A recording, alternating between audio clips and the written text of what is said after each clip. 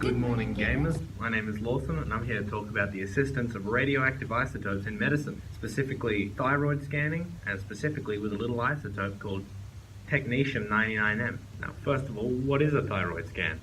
A thyroid scan, funnily enough, is a scan of the thyroid.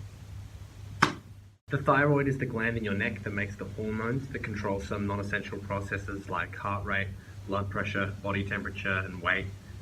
You know, the stuff you can live without. To have a thyroid scan, first of all, a tracer isotope is either taken orally, injected, or inhaled, where it passes through the body to the thyroid. After ample time for the tracer to spread to the thyroid, you lay with your neck outstretched in an observation chamber where cameras and scanners will photograph that sweet, sweet thyroid for up to 30 minutes. The reason the technetium is in your body is because your thyroid has the duty of processing this isotope, and how it interacts with it can be photographed and be indicative of cysts, inflammation, hyperthyroidism, hypothyroidism, goiter, or even thyroid cancer. And the tracer is able to be picked up by the scans for radioactivity, the pulse height analyzer being set for a 126 to 154 keV window. I don't know what that means, I copy pasted it. So technetium on its own is an element, and that means yes, you can find it on the periodic table, right there. But funnily enough, we don't get technetium-99m from technetium. Knock knock, who's there? It's molybdenum. Molybdenum. I don't know how you pronounce that, I don't want to Google it. You throw that bad boy in a moly cow, which yes is absolutely the name of a technetium-99m generator, moly cow. You pop the molybdenum in there, you hit the on switch, I guess, and the molybdenum gets absolutely smashed with the neutron, transforming it into that sugary sweet technetium-99m.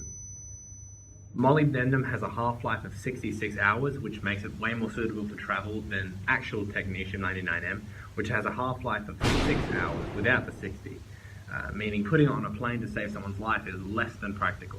Fun fact, technetium-99m is used in about 2/3 of all diagnostic medical isotope procedures in the United States. Wow! In terms of alternatives, there are plenty. In terms of replacing the tracer, anything that's radioactive will do. If you want to swallow a cup of molten uranium, you go nuts. You're going to die, but at least you'll know what was up with your thyroid. The reason technetium-99m is used is it's got a gamma ray energy of about 140 kevins, which is super convenient for detection, i.e. it shows up really easily on these cameras and screens. And because it's got such a short half-life of 6 hours, as we mentioned, it's really easy to flush out of a human body. If you want to not use anything radioactive in your scan, there are still other methods. They're less effective, but if you want to have a thyroid ultrascan or just a whole bunch of blood tests, it can also work to detect most of these. But how do I be safe while having a thyroid exam? First of all, if you're pregnant or breastfeeding, I'd recommend just not doing that. Radionucleotides have a pesky way of killing infants. Apart from that, certain foods like shellfish, which contains a surprising amount of iodine, can mess up the test and react poorly within you. This can be circumvented, however, by just fasting for a few hours in the lead up to the scan. You're going to also have to remove all dentures and jewelry. That's not really a safety thing, but you just don't want to blind the guy giving the scan with your bling. How much does the dang thing cost? According to the Australian Medical Association, the cost of a thyroid scan in Australia is give or take $1,000, which is a lot of money. The alternatives in an ultrasound is about the same. The blood test costs less. But if you're going for a thyroid scan, you are going to want to have it the proper way. It's by far the most effective way, and it can detect much more than the alternatives.